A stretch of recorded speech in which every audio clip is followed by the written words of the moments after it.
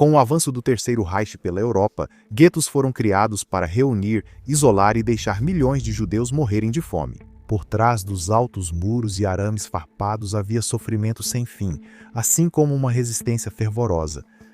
Apesar da fome, das doenças, da superlotação e do horror crescente, os habitantes dos guetos organizaram exércitos clandestinos. Eles contrabandeavam armas pelos esgotos, mapeavam rotas de fuga e contatavam partisãs nas florestas próximas. Sabiam o tipo de monstro que enfrentavam. Sabiam que tinham poucas chances de sobreviver, mas recusaram-se a facilitar para o inimigo destruí-los. Às vezes, resistir era lutar. Às vezes, isso implicava recusar-se a participar da máquina de guerra do Terceiro Reich. Às vezes, resistir era apenas um último ato de controle em um mundo criado para tirar dos judeus toda a sua autonomia. Essas não são histórias felizes, mas são relatos inspiradores de insubmissão e resiliência. Então, o que aconteceu dentro de 3 guetos, onde os judeus se recusaram a aceitar isso passivamente?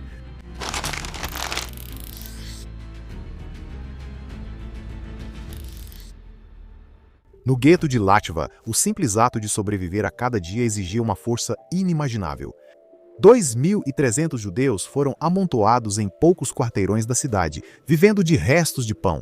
Para manter os moradores presos, o gueto foi isolado em abril de 1942, com guardas armados da Bielorrússia ao redor do perímetro para impedir fugas. Como em todo gueto, os nazistas obrigaram os judeus de Latva a formar um Judenrat, um conselho de figuras judaicas respeitadas responsável por administrar as operações diárias no gueto. Alguns achavam que o cargo lhes permitiria proteger suas famílias ou outros judeus, mas as responsabilidades iam além de distribuir poucas rações de comida. Os conselhos faziam parte do plano sádico e calculado dos nazistas de destruir as comunidades judaicas por dentro, colocando pessoas comuns umas contra as outras. Quando os nazistas exigiam deportações, o Judenrat precisava listar seus próprios vizinhos. Quando os nazistas exigiam trabalho forçado, o Judenrat reunia e enviava os trabalhadores, raramente ousando recusar. A vida das famílias estava em risco. O Judenrat vivia um angustiante jogo de adivinhação. Eles deveriam obedecer para proteger seu povo? Ou deveriam resistir, cientes de que expunham milhares à linha de fogo? Com as notícias de massacres nas cidades próximas, o Judenrat de Latva chegou à sombria conclusão de que ninguém sobreviveria simplesmente obedecendo às ordens. Jovens de Latva iniciaram resistência clandestina sob liderança de Itzhak Rositin, ativista sionista. A resistência clandestina buscou armas com os guerrilheiros locais, mas muitos recusaram ajuda aos judeus, vendo-os como inimigos mesmo tendo o mesmo adversário. Então o Judenrat resolveu agir por conta própria.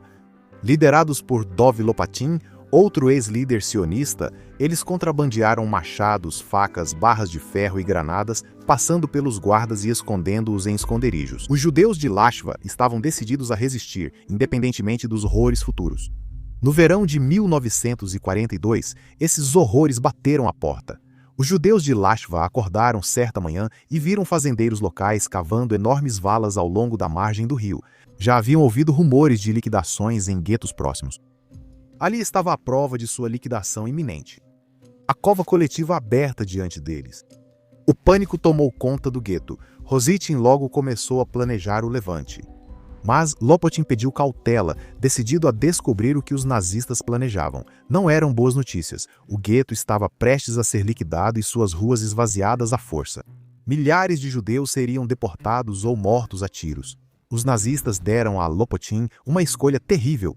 Cumprisse as ordens e eles poupariam os membros do Judenrat e 30 artesãos escolhidos por Lopatin. Era uma proposta tentadora e outro líder poderia ter aceitado. Mas não Lopatin.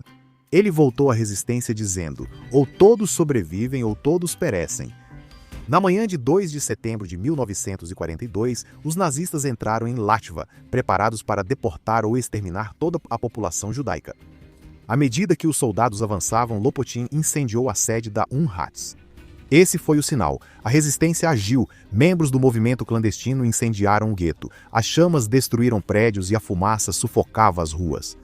Com os nazistas pegos de surpresa, centenas de judeus correram pelo inferno para escapar. Enquanto isso, combatentes judeus avançaram contra guardas nazistas e bielorrussos com armas contrabandeadas. Lopatin foi ferido na mão, mas conseguiu escapar para a floresta. No início da tarde, a resistência já havia abatido 6 soldados alemães e 8 policiais bielorrussos. Quase 1.000 judeus romperam as fronteiras do gueto, mas centenas foram baleados ou capturados enquanto corriam, enquanto outros morreram nas chamas. No total, o levante tirou a vida de 1.500 judeus. Cerca de 600 conseguiram chegar às florestas próximas. Ao menos 120 morreram antes de alcançar os partisãs, alguns caçados pelos nazistas, outros traídos por fazendeiros locais. Ao final da guerra, apenas 90 dos fugitivos de Lashva ainda estavam vivos. Apesar desses números ínfimos, cada sobrevivente era um milagre. Essas 90 pessoas teriam sido fuziladas com os demais e jogadas em vala comum se não tivessem fugido. O gueto de Lashva desmonta o mito de que o Judenrat era só um fantoche do controle nazista. Os combatentes de Lashva não tinham ilusões. Eles sabiam que poucos sobreviveriam, mas logo entenderam que morreriam de qualquer forma. Assim, ao menos morreriam à sua maneira. Os judeus de Lashva não tinham muitas armas, apenas união e vontade de lutar. Diante do extermínio, a união deles se tornou sua maior arma. Escolher lutar se tornou seu último ato de resistência. E a sobrevivência milagrosa dos 90 combatentes mostrou claramente que os judeus se recusaram a ser apagados. A resistência nem sempre usou armas. Às vezes, significava calcular o momento certo para fugir, sabendo que um passo em falso significaria a perdição.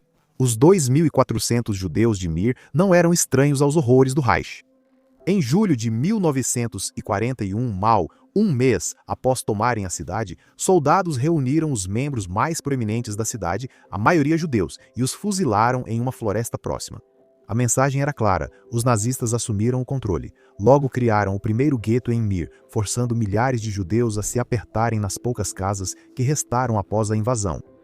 Mesmo sem cercas ou guardas, a vida no gueto era um pesadelo diário. Até 20 pessoas se amontoavam em um cômodo. O trabalho forçado exaustivo sugava cada gota de energia. Os judeus de Mir eram obrigados a raspar ruas geladas, consertar estradas quebradas e remover neve no inverno, alimentados apenas por restos de pão.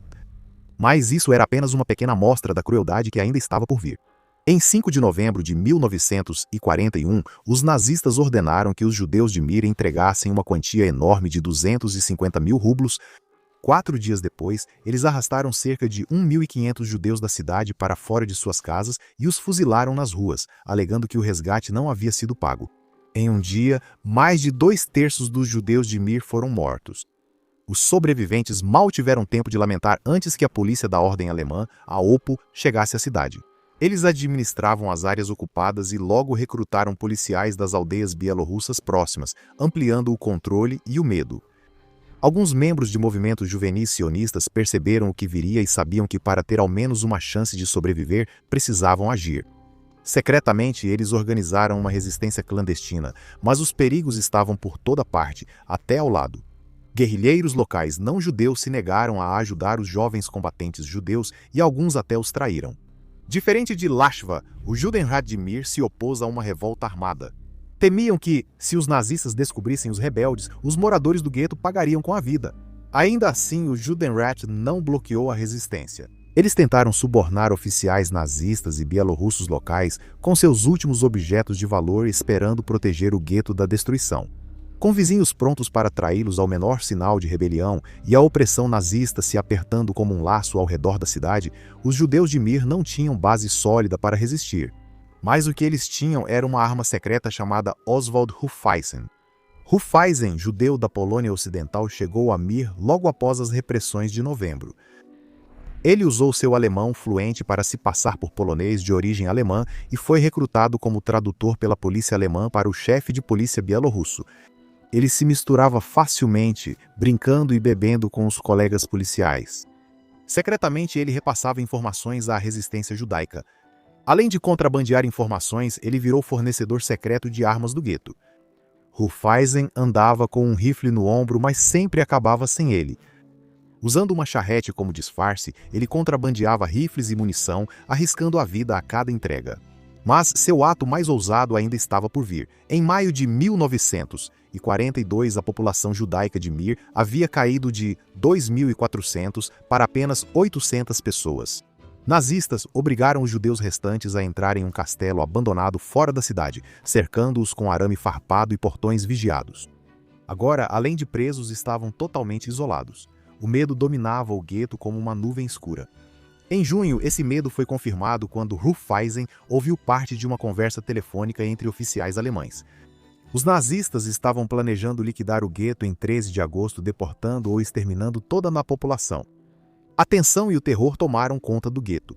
Rufeisen incentivou os judeus a fugir, mas muitos protestaram, e os fracos, crianças e idosos que não podiam correr? Qualquer fuga resultaria em punições severas para quem ficasse.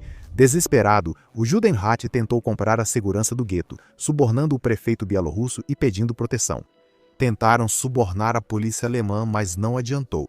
A SS estava determinada a liquidar Mir. Naquela noite, o Judenrat convocou uma reunião. As pessoas rezaram, choraram e jejuaram. Um último esforço para fazer Deus intervir. Rufeisen conseguiu contrabandear 11 rifles, 6 pistolas e poucas munições. Mas esse arsenal era pequeno perto das armas da SS. Qualquer luta estava fadada ao fracasso. Ficar parado ou aceitar em silêncio também não era opção. O Judenrat estava sem opções. Haviam implorado, subornado e contrabandeado armas, mas não foi suficiente. Se lutassem, estariam condenados. Talvez houvesse outra saída. O chefe do Judenrat reuniu os jovens do gueto e os membros da resistência. Juntos eles começaram a elaborar um plano de fuga. Na noite de 9 de agosto de 1942, 4 dias antes da liquidação do gueto, os que decidiram fugir se reuniram perto dos portões. Mais cedo, Rufeisen criou uma distração ousada, levando policiais alemães a perseguirem partisãs inexistentes e ganhar tempo para os fugitivos. Durante a noite, a resistência cortou os arames farpados e ajudou os moradores do gueto a fugirem pelo buraco. 200 pessoas rastejaram e correram para as florestas com medo e esperança. Muitos depois se juntaram a grupos de partisãs, continuando a lutar por sobrevivência. 560 judeus ficaram, alguns por escolha, outros por doença ou idade avançada. No dia 13 de agosto, os nazistas os reuniram e os fuzilaram, jogando-os em valas comuns, exatamente como Rufeisen havia avisado. Nos meses seguintes, os nazistas vasculharam as florestas e cidades caçando os fugitivos. Moradores não-judeus ajudaram com entusiasmo na busca. Em um mês, eles já haviam capturado 69 judeus. Pouco antes da liquidação do gueto, Rufeisen foi traído, forçado a confessar e jogado na prisão. Mas suas amizades com policiais alemães valeram a pena. O guarda designado para vigiá-lo silenciosamente o deixou escapar, avisando sobre sua fuga apenas quando ele já estava a uma distância segura. Milagrosamente, Rufeisen sobreviveu, junto com cerca de 50 outras pessoas de Mir. 50 de 2.400. O destino dos judeus de Mir lembra que os campos não eram os únicos locais de extermínio. Cidades viraram valas comuns. A SS estava tão próxima que olhava suas vítimas nos olhos antes de atirar. O povo de Mir quase não teve chance de sobreviver. Em desafio, eles resistiram como podiam. Às vezes, resistir não exige armas.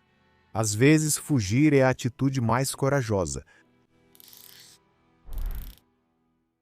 Se Lashva e Mir mostraram que a resistência era possível, Bialystok foi o teste definitivo. Um grande gueto fortemente vigiado, onde resistir parecia impossível.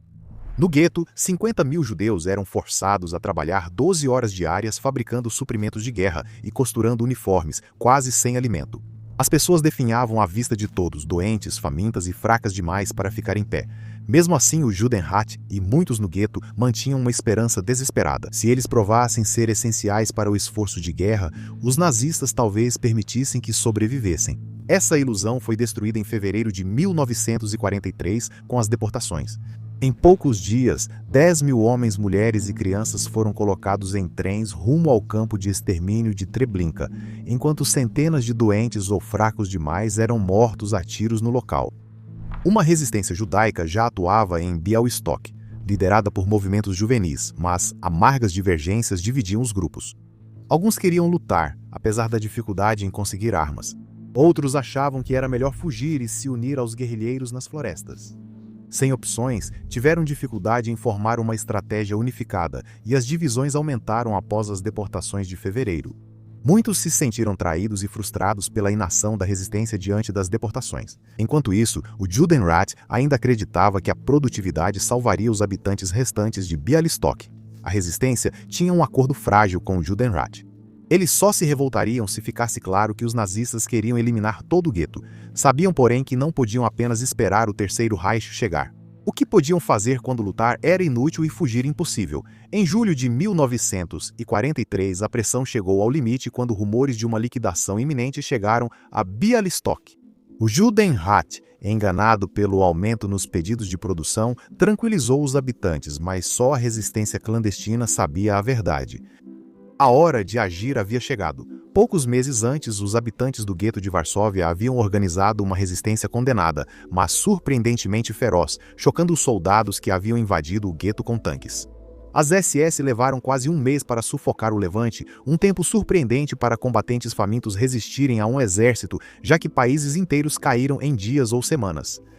Os combatentes do gueto de Varsóvia resistiram mais tempo que Dinamarca, Holanda e Iugoslávia. Embora a maioria dos combatentes de Varsóvia não tenha sobrevivido, sua coragem e força inspiraram profundamente a resistência clandestina de Bialystok, e os grupos fragmentados finalmente se uniram sob a liderança de Mordechai Tenenbaum, que anteriormente havia ajudado a formar um grupo de resistência em Varsóvia.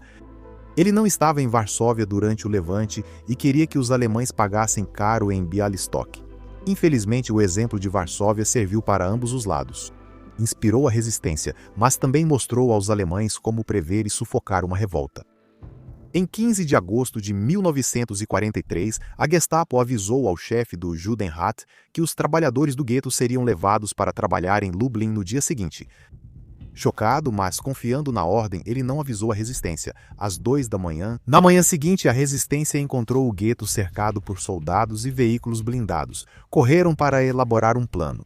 200 homens e mulheres reuniram as poucas armas que tinham, um punhado de fuzis velhos e granadas. Mensageiras correram pelo gueto, colando panfletos que incentivavam judeus a não se renderem e lutarem por suas vidas. Mesmo confiando na garantia do Judenrat, milhares de judeus de Bialystok formaram fila no dia seguinte, achando que seriam levados para trabalhar em Lublin. Ao perceber que seu número seria bem menor que o esperado, a resistência desistiu dos planos de combate corpo a corpo.